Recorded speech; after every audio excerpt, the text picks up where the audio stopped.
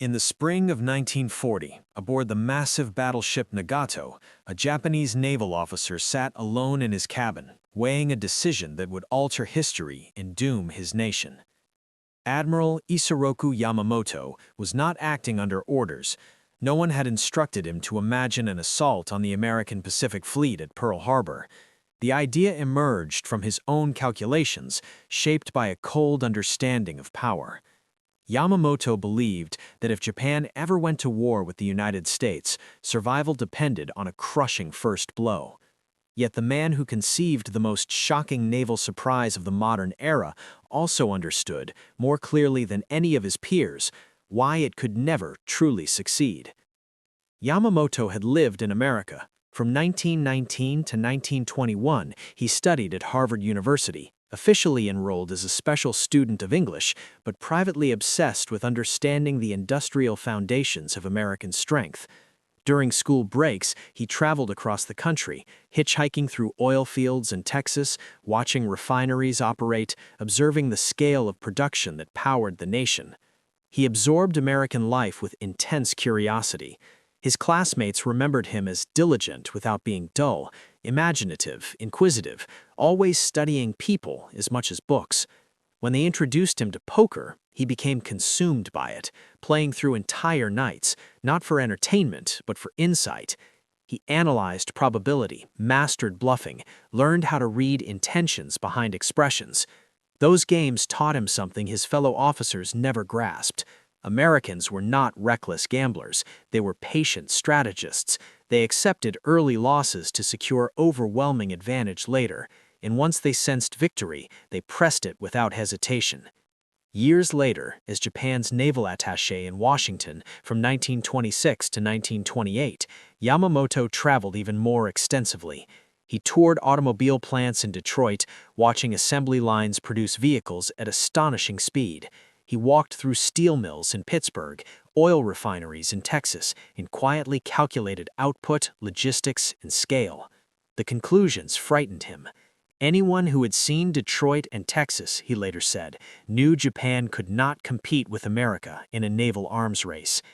During his Washington years, he continued to play poker with American officers and often won, developing what he described as contempt for their card-playing skill. But he never confused the table with reality. Yamamoto understood something Japan's leaders refused to accept. America was not weak, America was not soft, and America would never accept peace after a single devastating strike. When Prime Minister Fumimaro Konoe asked him about war with the United States, Yamamoto answered with brutal honesty. If ordered to fight, he said, he could unleash havoc for 6 months, winning victory after victory. Beyond that, he saw no path to success. 6 months was all Japan had. After that, only defeat awaited. His prediction would prove chillingly precise. The Battle of Midway, which shattered Japan's naval power, occurred almost exactly 6 months after Pearl Harbor. Yamamoto had foreseen his own failure. Still, Japan attacked. This is the story of how a nation convinced itself that Americans were too divided, too comfortable, too unwilling to sacrifice.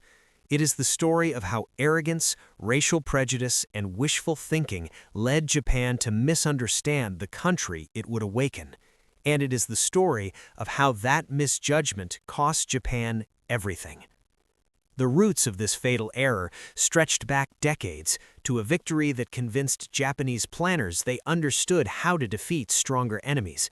In 1904, Japan launched a surprise attack on Russia's Pacific Fleet at Port Arthur, opening the Russo-Japanese War. The similarities to Pearl Harbor were striking: a sudden blow without declaration, an enemy fleet caught at anchor, decisive damage before mobilization. And it worked. Over the next year, Japan defeated Russia repeatedly. Japanese forces captured Port Arthur after a brutal siege. At Mukden, they outmaneuvered the Russian army in the longest land battle yet seen. The climax came at Tsushima in May 1905, when Admiral Togo Heihaharu annihilated the Russian Baltic Fleet.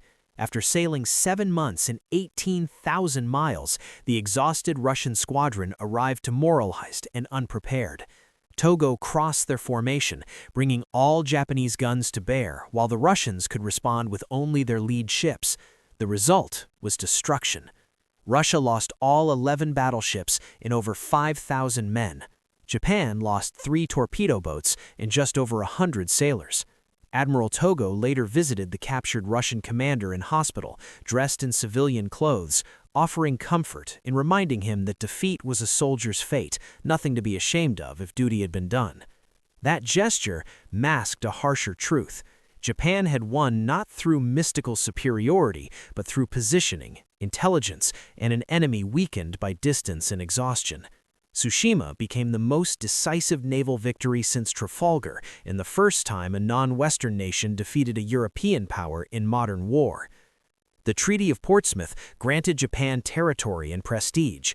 Japanese planners drew the wrong lesson. They concluded that a surprise attack followed by rapid victories could force a larger power to negotiate. They ignored the context. Russia was internally unstable, stretched across continents, fighting far from its factories. But memory preserved triumph, not nuance. Tsushima became doctrine. Strike first, strike hard, force peace. They would apply the same logic to America. It would fail. Japan's miscalculation was rooted not just in strategy, but in contempt. Through the 1930s, Japanese leaders watched Western democracies with scorn. Italy invaded Ethiopia. Germany remilitarized the Rhineland and annexed Austria. Japan invaded Manchuria and later China. The West protested, sanctioned weakly, but did not fight. Japanese leaders concluded democracies lacked the will for war. They believed societies built on individual rights and comfort could not endure sacrifice, unlike Japan, where loyalty to the emperor eclipsed all else. Racial arrogance reinforced this belief. Many officers viewed Americans as inferior warriors, enslaved by luxury, divided by politics, incapable of sustained struggle. Isolationism, labor disputes, and public debate were seen as proof of weakness. A 1941 assessment declared Americans shallow, pleasure-loving, spiritually hollow. It was a disastrous misreading. Yamamoto tried to warn them. He argued that Americans would respond to attack with ferocity and resolve. No one listened. Japanese planners also convinced themselves that American industry would take years to mobilize. Japan would seize Southeast Asia, secure oil, build a defensive perimeter, and force negotiation. Again, they were wrong. Studies showed America's immense capacity, but planners assumed democracy would prevent its use. They believed strikes, politics, and public discomfort would cripple mobilization. They gambled Americans would choose comfort over victory. In 1939, U.S. military aircraft production stood below 3,000 annually. Hitler was told Roosevelt's calls for 50,000 planes were fantasy. By 1944, America produced nearly 100,000 aircraft a year. Japan would never recover from that disparity. On July 26, 1941, Roosevelt froze Japanese assets. Britain and the Dutch followed. Trade collapsed overnight. Japan lost most of its oil supply. Reserves could sustain operations for less than 2 years. The choice was stark: abandon China or seize resources by force. Withdrawal was unthinkable. War was framed as survival. What leaders did not present was the reality of victory. Yamamoto knew the truth. Taking Hawaii or California would not suffice. To truly win, Japan would have to dictate terms in Washington itself. America could not be knocked out by distant naval defeat. Yamamoto designed Pearl Harbor not to win, but to buy time. It was a desperate gamble. On December 7, 1941, at 7:55 a.m., Japanese aircraft appeared over Pearl Harbor. Complete surprise was achieved. Battleships burned, sailors died, and devastation followed. Yet the carriers were absent. Fuel tanks stood intact. Repair docks survived, and something far more important remained untouched: American resolve. The attack meant to break morale did the opposite. It united a nation overnight. Isolationism vanished. Congress declared war almost unanimously. 16 million Americans would serve. Japan had awakened exactly what Yamamoto feared: a united, furious democracy that would not stop until total victory was achieved. The first clear sign that Japan had catastrophically misjudged American willpower came barely 4 months after Pearl Harbor, from a direction no one in Tokyo expected. On April 18, 1942, 16 B-25 Mitchell bombers roared off the deck of the aircraft carrier Hornet, 650 miles from Japan's coast. Medium bombers had never launched from a carrier before, and the crews knew they would not return to the ship. Their mission was audacious and symbolic: strike the Japanese homeland itself. Lieutenant Colonel James Doolittle led the raid, a 45-year-old aviation pioneer, former racing pilot, and MIT-trained aeronautical engineer who volunteered to fly the first aircraft. For weeks, the crews trained in secrecy, practicing impossibly short takeoffs that simulated carrier decks. Each bomber carried 4 500-pound bombs and 5 men who understood they were flying a one-way mission. Early on the morning of the launch, a Japanese patrol boat spotted the American task force and sent a warning before being sunk. With surprise compromised, Admiral William Halsey faced a decision. He ordered the bombers launched immediately, 200 miles farther out than planned and in broad daylight. Doolittle lifted off first at 8:20 a.m., followed by the remaining aircraft. Every crew knew the fuel calculations no longer worked. They would likely crash, ditch, or bail out. All 16 bombers reached Japan. They struck Tokyo, Yokohama, Nagoya, Osaka, Kobe, and Yokosuka. The physical damage was minor. Casualties were limited. Militarily, the raid meant almost nothing. Psychologically, it was devastating. The Japanese people had been told the home islands were untouchable. Now American bombers flew over Tokyo itself. The emperor's capital had been violated. The illusion of invulnerability shattered. Yamamoto understood the meaning immediately. This was not about bombs. It was about resolve. America was signaling that it would accept extraordinary risk to strike back. The raid accelerated Japanese plans for Midway, driven by the need to prevent future attacks. Almost exactly 6 months after Pearl Harbor, Yamamoto's prediction fulfilled itself. The Battle of Midway destroyed Japan's offensive power. 4 fleet carriers were lost, along with hundreds of irreplaceable pilots. From that moment on, Japan fought defensively. American production surged. Shipyards, aircraft plants, and factories delivered weapons at a pace the world had never seen. Democracy did not paralyze America, it unified it.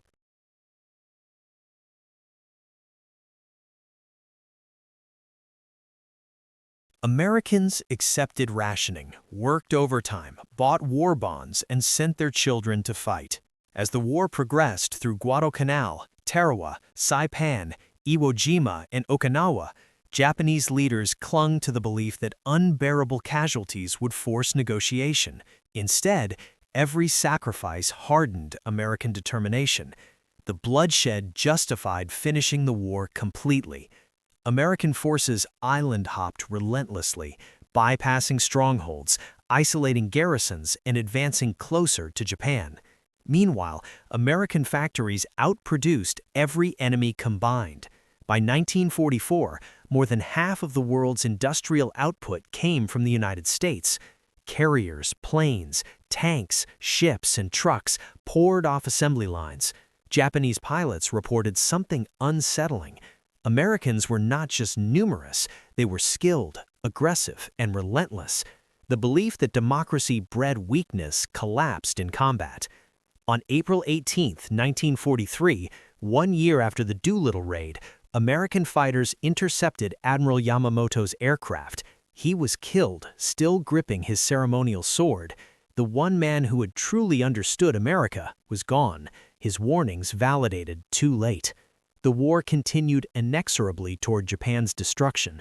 Cities burned under firebombing, industry collapsed, starvation spread. Yet the militarists refused to surrender. Only the atomic destruction of Hiroshima and Nagasaki ended the war. Japan surrendered unconditionally in September 1945 aboard the battleship Missouri in Tokyo Bay, beneath American guns and American flags. The symmetry was deliberate. The nation that had been dismissed as soft stood victorious. Pearl Harbor had not broken American will, it had forged it. The miscalculation was not tactical, it was cultural. Japanese leaders mistook debate for weakness, comfort for cowardice, democracy for decay. Yamamoto knew better. He had seen America. He had understood its people. His nation ignored him, and millions paid the price. The story of Pearl Harbor is not just history, it is a warning about arrogance, about underestimating others, about mistaking restraint for fragility. America proved that once awakened, it would fight with unmatched power and determination until the war it did not choose was finally decisively won.